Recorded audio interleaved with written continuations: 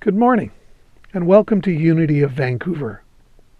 We're an inclusive spiritual community, and we warmly welcome all people, all faiths, and all lifestyles. So it's my great pleasure to welcome to the virtual stage this morning the wonderful Mr. Nathan Aswell. Thank you so much, Randy. Good morning, everybody.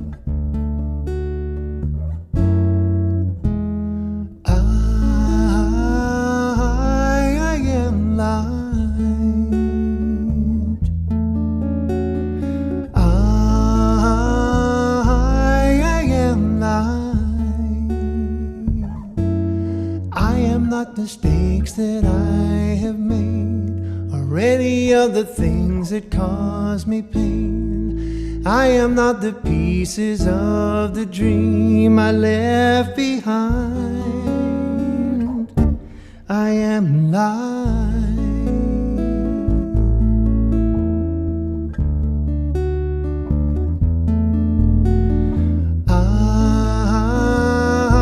I am light.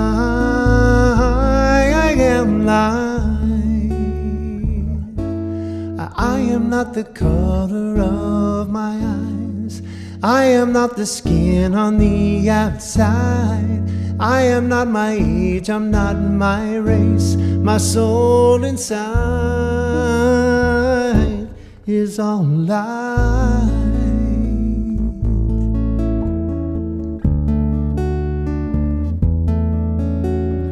I am light.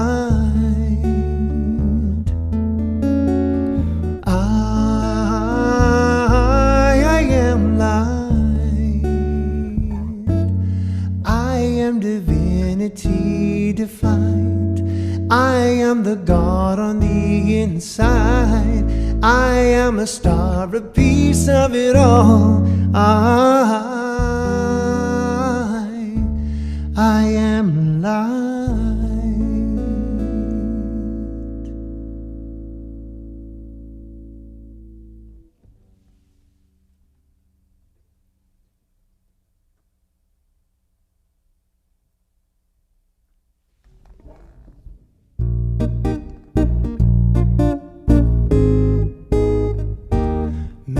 The light of the Spirit shine on me. May the light of the Spirit shine on you.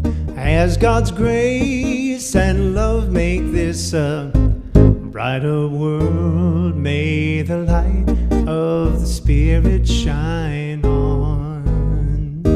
May the light of the Spirit shine on me. May the light of the Spirit shine on you. As God's grace and love makes this a brighter world, may the light of the Spirit shine on. Shine on, shine on, shine on, shine on, shine on, shine on. May the light of the Spirit shine on. May the light of the Spirit shine on me. May the light of the Spirit shine on you. May the light of the Spirit shine on me. May the light of the Spirit shine As God's grace and love makes this a brighter world, may the light of the Spirit shine on, shine on, shine on, shine on, shine on, shine on, shine on.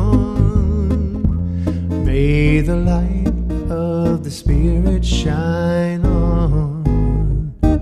May the light of the Spirit shine on me. May the light of the Spirit shine on you. As God's grace and love make this a brighter world, may the light of the Spirit shine on.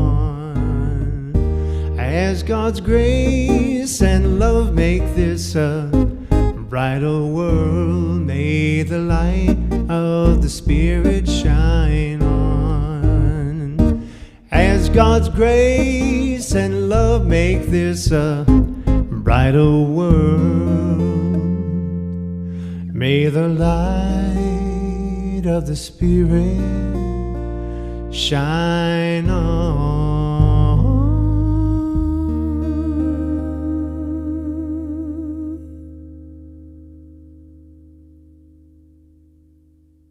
We've got a new program, Spiritual Wisdom Circle, starting up.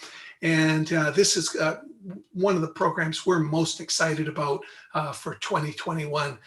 It is a program, a lot of work has been put into. And to just say a few words about it, I thought it would be good to hear from Reverend Bob and co-organizer Janet Law. Good morning, my family. And especially a thanks to you, Janet, for all the work that you've put into this. Janet's been working on this program for years, not for weeks or months, but for years. And this is a dream come true for her. You know, here's what we want. We want you to be able to advance spiritually in your own mind and in your own way. We want to create in this ministry a spiritual leadership program where each person can become fully and constantly aware of themselves as spiritual beings, and let that leadership quality come forward. So we're creating multi-levels of that. And the first level is this incredible gathering we call Spiritual Wisdom Circles. So starting on the 24th at 9 o'clock in the morning for an hour, we're going to introduce wisdom circles, and we hope that you'll be there. Janet, what else can we say about that? Well, you know, Bob, thank you so much, because what we really want to do is give people the opportunity to be immersed more in their community, and also a place where personal growth and evolution occur, not only from the individual, but also from the collective group there. And Bob, you come with such a background of wisdom in these types of engagement circles. So it's just really, really exciting. And last year I was involved with some training through Unity, because they have a global initiative to engage communities even more, so that this is a place where you find a friend. This is a place where you can be part of something truly, truly exciting. And along the way, relationships, health, prosperity, and spiritual creativity. So we got together with the help of many others too, because we all know that we don't do this alone. You know, we have the power of one, but the empowerment of many when we come together. So the 24th, we invite you all to come to the introductory session so you can learn about what the format is and how you might be involved in one of these wonderful wisdom circles. So May 8th is the day we launch it, but the 24th is super important. So come out and join us. And thank you all for being here this morning. Thank you, Reverend Bob and Janet. I'm really looking forward to that. It's going to be good. So now, and just a reminder, that is next Saturday, April the 24th at 9 a.m. to 10 a.m. It's just an hour. It'll be an orientation and a little taste test. So check it out.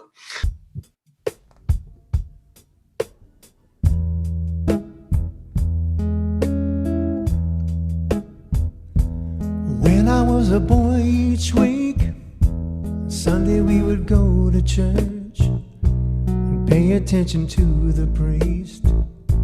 He would read the holy word and consecrate the holy bread, and everyone would kneel and bow. Today the only difference is everything is holy now. Everything is holy now.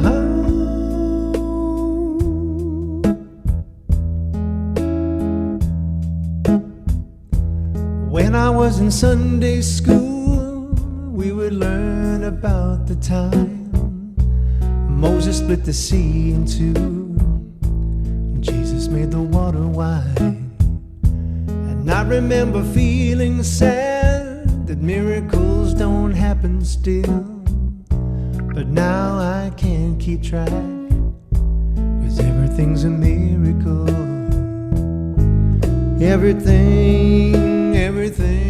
Everything's a miracle.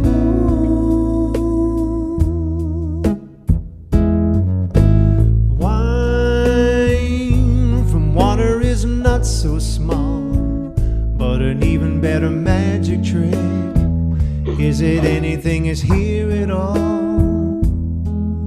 So the challenging thing becomes not to look for miracles, but finding where there isn't one.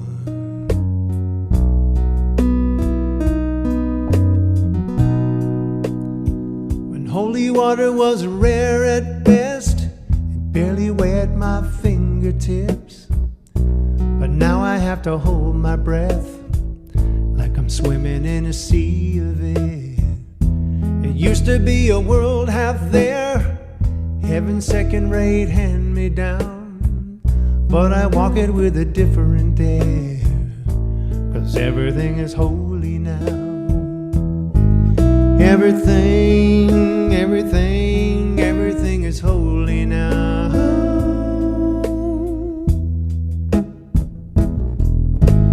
Read a questioning child's face and say it's not a testament. That would be very hard to say. See another new morning come and say it's not a sacrament. I tell you that it can't be done.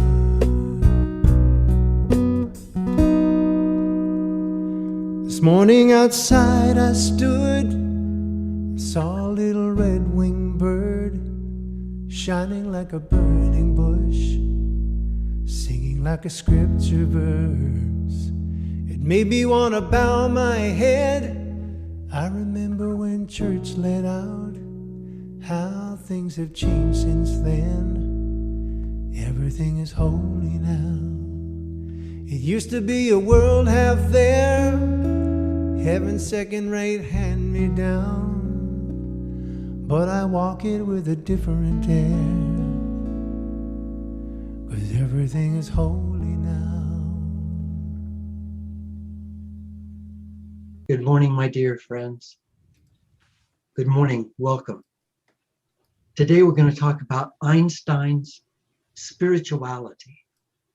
And I want to, before I begin, to thank a dear friend of mine and yours, Randy Purcell, who had written an incredible paper on Einstein's spirituality. And when he learned that that was going to be my talk, he said, "Would you like to see my paper?" It was so complete that much of what I'm going to be saying today came from the mind of Randy Purcell. The mistakes are also his. No, the mistakes, if there are any, are mine. Thank you, Randy. You know, Einstein believed that we can know truths that are not perceivable. by logic. He believed that we can live lives that we want when we become masters of our thoughts and our feelings, because then we raise our vibrations and we experience greater inner peace, joy, hope, and love. And with those qualities, we attract what we want into our lives. When Einstein was asked about his views on life and on God, he said, what humanity owes to Buddha, to Moses, and to Jesus ranks for me higher than all of the achievements of the inquiring and constructive mind. The great moral teachers of humanity were, he said, in a way, artistic geniuses in the art of living. Einstein didn't see himself as more intelligent than others. He felt himself to be a part of the human family. Yet he developed such an amazing mind that he became known as the smartest person in the world. The smartest person in the world. Now, this was the mind of the boy who'd been expelled from school because he was not smart enough to keep up with the class. This is the mind of the failed college entrance exam. And he had to go to work as a clerk in a patent office in order to support himself. If you've had those kinds of things happen to you, where somebody said you're dumb, or you don't fit in, or you're not mentally sharp enough, remember Einstein, the smartest man in the world, went through the exact same experiences. And we know that he spent hours in contemplation, which was his kind of meditation. And we know that meditation encourages the brain to produce gamma waves, thereby improving our creativity and our concentration and our clarity levels. Einstein's spiritual connection was with the God of the universe, the same as ours. I do not believe in the God who rewards the good and punishes evil. My God creates laws that take care of that. Here, Einstein's belief in the universal cause of law and effect, or law of cause and effect, that governs all rewards and punishments, that is like karma of the Eastern religions, and as you sow, so shall you reap of the Christian religions. The basic law of the universe was his God. This spiritual consciousness was his life. When we, like Einstein, practice oneness with the universal mind, we increase our brain function, our clarity and our memory and our attention all get better. And he was often in silence, which eradicates stress and results in feelings of relaxation. These are the beliefs and practices of this ministry. We in this ministry improve our brains daily by incorporating the spiritual truths, the spiritual practices of Einstein into our daily lives. Baruch Spinoza was a Dutch philosopher who believed that only one substance existed in the universe, and that substance was God. And he asserted that man was the aspect of God. In other words, an incarnation of God. When asked if he believed in God, Einstein said, I believe in the God of Spinoza. Here is what he said Spinoza would have said that God would say to us. This is Spinoza's message through him from God. Stop praying. What I want you to do is go out into the world and enjoy yourself. I want you to sing, have fun, and enjoy everything I've made for you. Stop going into those dark, cold temples that you built for yourself and saying they're my house. My house is in mountains, in the woods, in the rivers and lakes, and on the beaches. That's where I live. And there I express my love for you. Stop blaming me for your miserable life. I never told you there was anything wrong with you. I never told you that you were a sinner or that sexuality was a bad thing. Sex is a gift I've given you with which you can express your love, your ecstasy, your joy. So don't blame me for everything that other people made you believe. Stop reading the alleged sacred scriptures that have nothing to do with me. If you can't read me in a sunrise, in a landscape, in the look of your friends, in your son's eyes, then you're not going to find me in any book. And stop asking me, will you please tell me how to do my job? Stop being so scared of me. I do not judge you or criticize you, nor get angry or bothered. I am pure love. So stop asking for forgiveness. There's nothing to forgive. If I made you, I filled you with passions, limitations, pleasures, feelings, needs, inconsistencies, free will.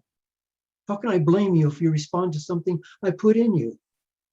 How can I punish you for being the way you are if I'm the one who made you?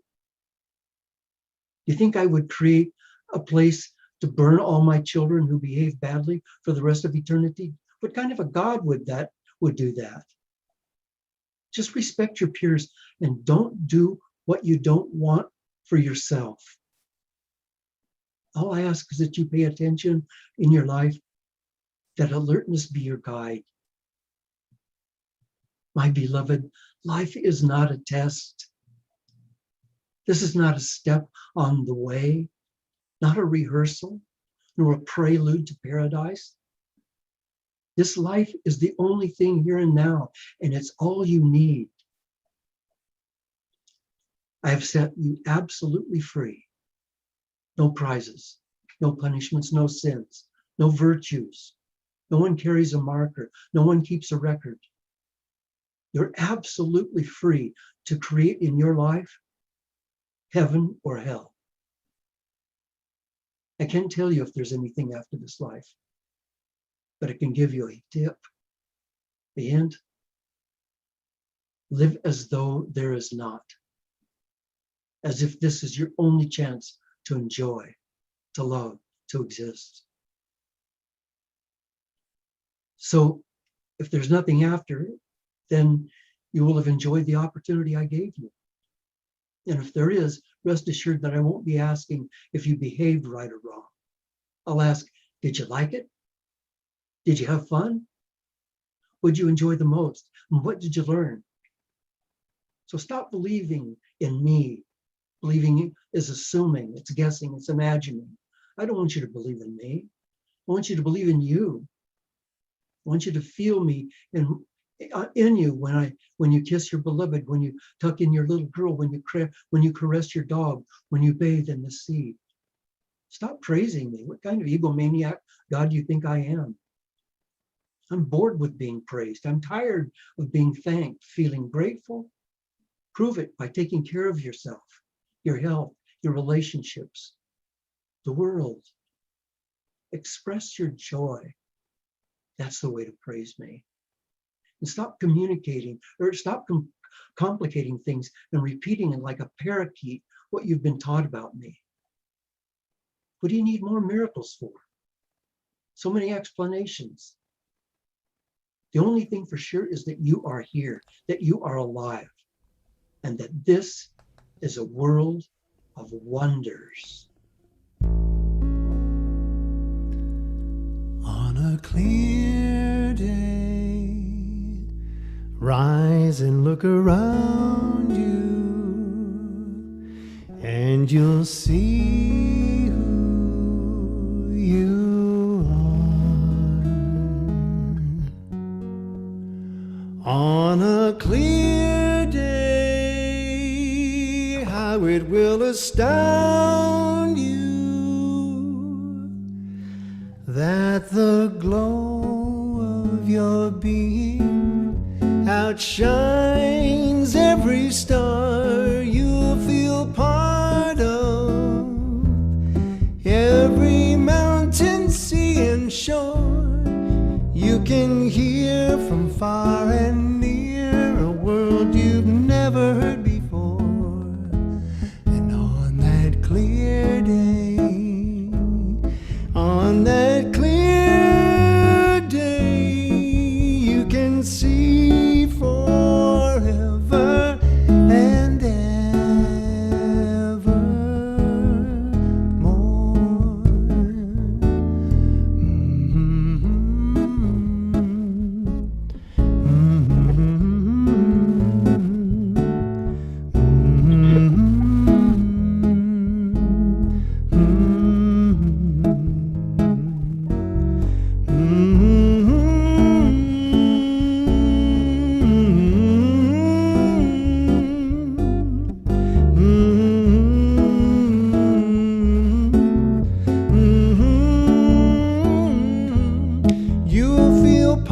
autumn. Every mountain, sea, and shore, you can hear from far and near a world you've never heard before. And on that clear day, on that clear day, you can see forever and ever and ever and evermore. Evermore,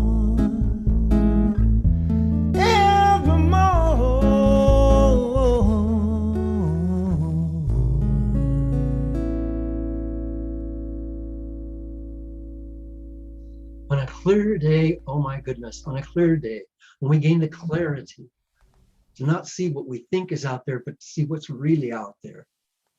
When we get it on a clear day, Einstein said, we followers of Spinoza see God in the wonderful order and lawfulness of all that exists, and in its soul as it reveals itself in man and animal.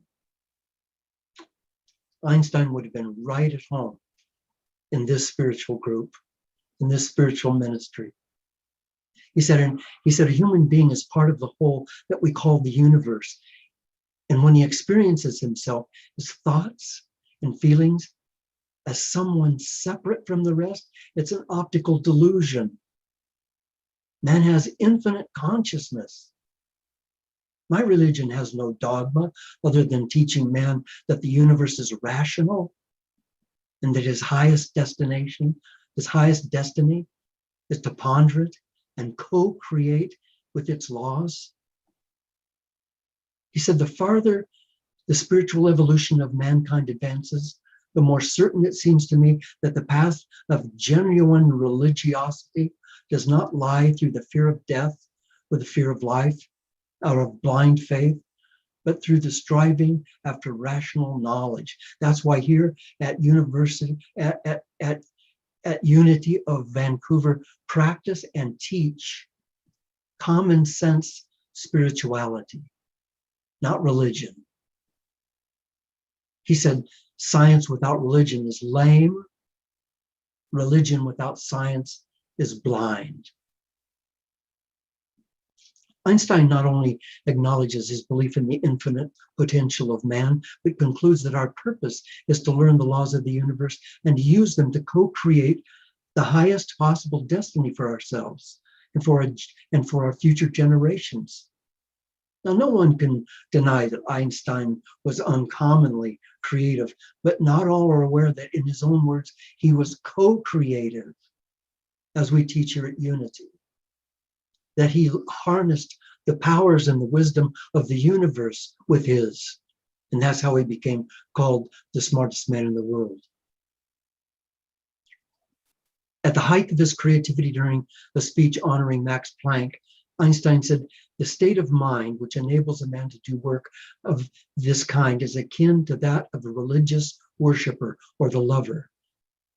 This daily effort comes not from deliberate intention, but straight from the heart.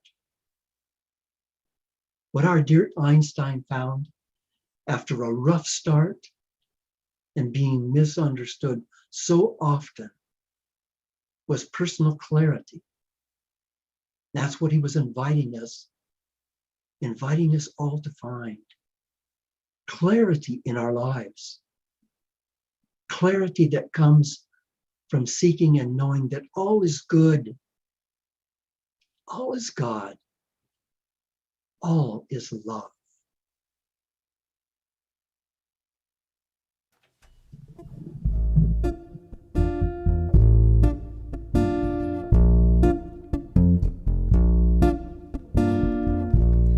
I can see clearly now the rain is gone. I can see all obstacles in my way. All gone are the dark clouds that had me blind. It's gonna be a bright, bright, sunshiny day. It's gonna be a bright, bright, sunshiny day. I think I can make it now the rain is gone. All of the bad feelings have disappeared. Here is that rainbow I've been praying for. It's gonna be a bright, bright, sunshiny day. It's gonna be a bright, bright, sunshiny day. Look all around, there's nothing but blue sky. Look straight ahead, there's nothing but blue sky. I can see clearly now, the rain is gone. I can see all obstacles in my way. Oh, gone are the dark clouds that had me blind. It's gonna be a bright, bright, sunshiny day. It's gonna be a bright, bright, sunshiny day. It's gonna be a bright, sunshiny day. It's gonna be a bright, bright, sunshiny day.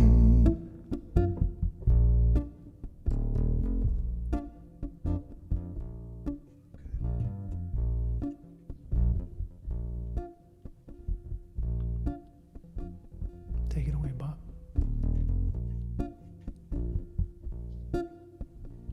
Nathan Aswell, my gosh, what a beautiful God-given talent just flows through him. My friends, what we're doing here in this ministry is creating something new. You can call it new thought or new age, but we're trying to shine light of common sense spirituality and of love into the darkest corners of the world. We're expanding as we do that. We'd love it if you will come and be on our team in many ways, but one way is to help us financially. So if you wouldn't mind just throwing some bucks into the team effort, we would appreciate it, because we know that it comes from your soul and from your heart, and that you are blessing us with your abundance. Thank you.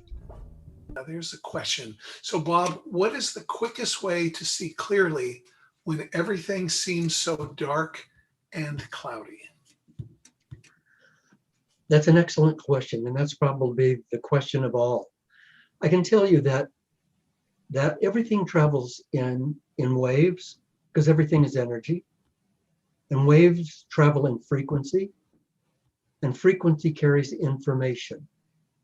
So all you need to know about that is that your mind, your body, your existence travels as a frequency, and that frequency carries information. There's also a frequency in the universe. And when your frequency is love, then that matches with the frequency of the universe. And when it matches with that frequency of love that is the universe, then all clarity automatically comes to you. But we can't do that when we are devoted to being concerned or anxious or frightened or remembering the past and all of the ills of the past, or dreading the future, or trying fruitlessly to decide what may or may not happen in the future. When we're right here, right now, and paying attention to love, then we blend into that frequency of the universe, of nature, of Holy Spirit. And then the clarity that we're looking for comes to us. Thank you for that question. Right. And our next question, Bob, comes from Mark Antony, who writes, "What a confusing world. The last Spinoza speech sounds like everything the devil would say from reading scriptures or following apostolic Christian teachings. Yeah, I'm totally aware that there will be many people who are just deeply committed to their beliefs. But as he said, beliefs are opinions. Beliefs aren't truths. I mean, what you believe and what I believe has nothing to do with truth.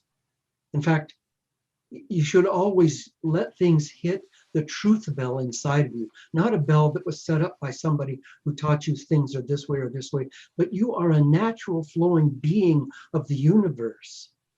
You belong here. You are an incarnation of Holy Spirit, of the mind of God. You're no less than the trees and the stars and the planets. You have the right to be here, and you have a right to be you. And so, yes, I can hear right now many people, some of whom I know, saying those are the devil's words, because it contradicts their beliefs about who and what God is. This fearful, jealous, raging guy with long hair, when there's lightning coming from his finger, sending people to hell. I just think that's a belief. And I hope that your common sense spirituality will guide you beyond that.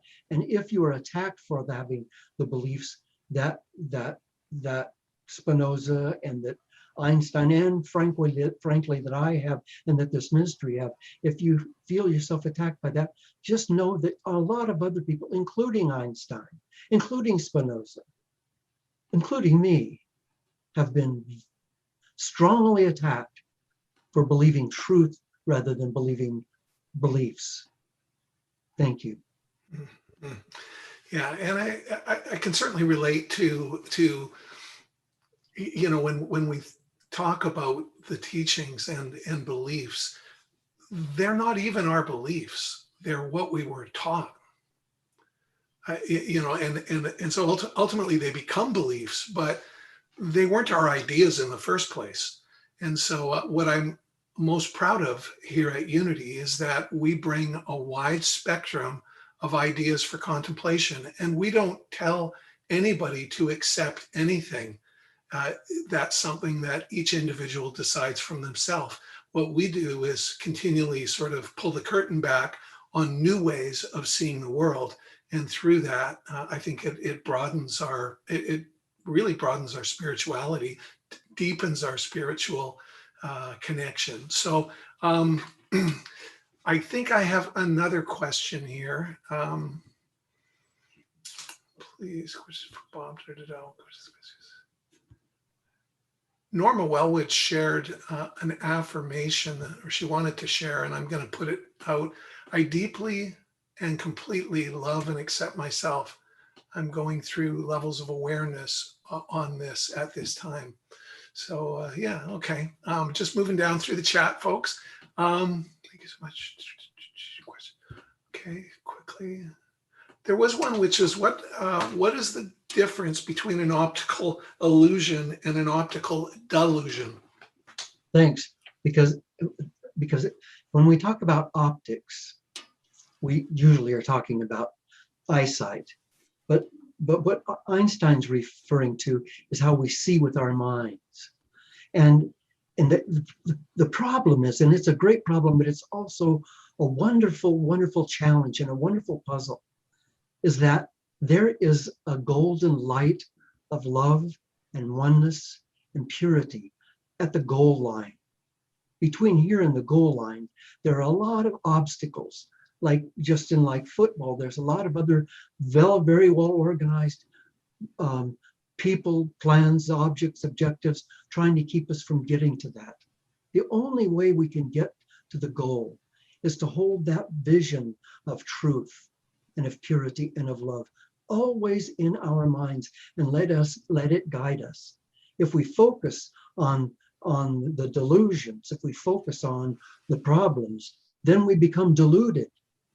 Then we are optically deluded. Then we're chasing after a problem rather than chasing after the truth. To have optical illusions that work, we need to stay focused. listen, we are love.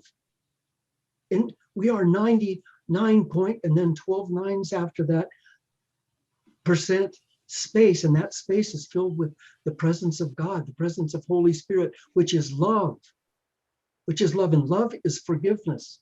Love is understanding. Love is acceptance. Love is affection. Love is respect. Love is constant support. If you know that, and if you live by that, then the delusions, the optical delusions, will not pull you off track. Bless you.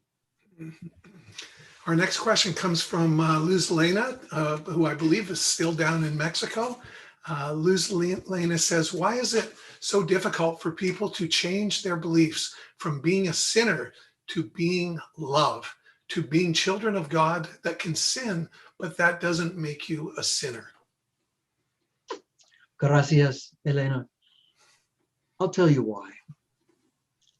Imagine that you were in a wheelchair and you had been in a wheelchair for years and years and years because you're crippled, because you can't walk. And then one day somebody comes up to you and says, get out of the wheelchair and walk. Just turns out that that's a Christ consciousness. Get out of the wheelchair and walk. I can't walk. My beliefs run my life. My belief is that I can't walk, therefore I can't walk. I grew up in a religion like the wheelchair. I grew up in a religion or a philosophical belief pattern that told me that I have darkness inside of me, that I am evil, that it was the evil in Eve that surfaced when she disobeyed God and ate the apple, that same sin or sinful presence lives inside of us. That's nonsense. That's absolutely nonsense. But if we grew up believing that, and those people who do believe that find security in believing that. I don't fall when I'm in the wheelchair. It's secure. Yeah, it's limited. Yeah, I can't really go anywhere. I really can't do much, but at least I'm safe. So if I have my limited beliefs that God is this angry monster in the sky, or that I have to be careful, or that I have to be fearful of after I die, if I have a belief all that stuff, even although that I think those are uncomfortable beliefs, at least they're safe. You feel safe within those beliefs. It takes courage to trust your heart, to trust your mind, to trust your common sense about who and what God is, and who and what this world is, and what is your purpose for being here, other than to suffer and to pay for your non-existent sins. It takes courage, because those people who won't step forward into the light, they don't do so because they're stubborn or angry. They do that because they're afraid. They have something they can hold on to. Even though it's not correct and it's not them, they hold on to it. How do we help them change their minds? By example, by living with the forgiveness, understanding, and full-on expressive love. Okay, and we have a question from Roy Prevo, who asks, and it's a pretty broad question, when did the scientific community begin to take the spiritual community seriously and realize that, I guess, spirituality and science are in fact interconnected? Well, science could only go so far before it ran into this wall. For instance, talk about the Big Bang, and that matter, if it existed at all, was smaller than the head of a pin. And the temperature inside of that matter was, and they could sort of estimate this by what happened after the explosion, the temperature inside of that was thousands and thousands of degrees, and got so hot that it exploded. And it exploded outward with such force that matter was created from that heat, and matter then became planets. And they all began to separate, and that they're still separating. Those scientists worked that all out. Theory, at least theoretically, that's what they feel happened. And then the question had to be, because scientists are investigators, then how did that Big Bang happen? What happened? How did that come about? And then somebody began to realize there must have been something there before. And so they began to edgingly agree that it could be consciousness. I'm not going to call it God, but it could be consciousness. And Max Planck, who was one of the very top leading physicists who created so much of our awareness of subatomic particles, Max Planck said that there is undeniably an intelligence in this universe that holds all of this in form. He didn't say, I'll call it God or Holy Spirit or Great Spirit or the Great Mind or the Great Presence. He just said undeniably there's something there. And so little by little over the decades, that seeped in. And the majority of scientists are still not willing to go all the way to that. And I don't blame them, because God as a creator has been so misrepresented. So misrepresented. As if you believed all of the stuff that's been taught about God, you couldn't possibly believe that and believe in science. But if you believe in common sense spirituality, fits perfectly into science. Thank you for that question, Roy. Well put, Bob. One last, I think we've got time for just one more question. Thanks to everybody for putting forward so many questions. This is wonderful. Mark Anthony says his pointed question is this: in these uncertain times, with so many claiming to be truth, how can we recognize truth from truth mixed with lies, or truth mixed with untruth, I guess would be another way of saying it? How do we test the spirit of godly teachings that is, especially when looking within myself as a compass, I am wrong so often? Thank you, Mark. Thank you for that question. It is a pointed question, and it deserves a pointed answer. And the pointed answer is this: it's important for us to have proof that we're on the right track. I think you would agree with that. So the proof is in the pudding, so they say. Whatever I put in as an ingredients, is it right? We'll find out when we taste the pudding. So if you follow the untrue teachings of so many philosophers and religious leaders, you'll find that you feel awful. You feel ashamed, you feel guilty, you feel fearful, you feel to some degree out of balance, and you become judgmental and angry at other people who are doing things that you didn't think you wanted to do. The beauty and power that God gave us to be part of the playground of nature is usurped by a deep underlying sense of shame and guilt, even though we might not recognize those as shame and guilt, because it's become our way of life and our way of thinking. Practice unconditional love in everything I do. In everything I do. Every word that comes out of my mouth. If I'm thinking a thought that is violent or vengeful or fearful, for me to stop and say, all is good, all is God, all is love. Those are the words. All is good. All is God. I don't know how All we got is love.